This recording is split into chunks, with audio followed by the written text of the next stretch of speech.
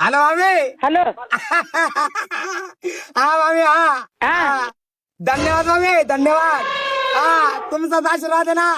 बाई. हा मामी. हा हा हा मामी. हा रात्री या बरं हा. पार्टीला. हा हा ठेवतो.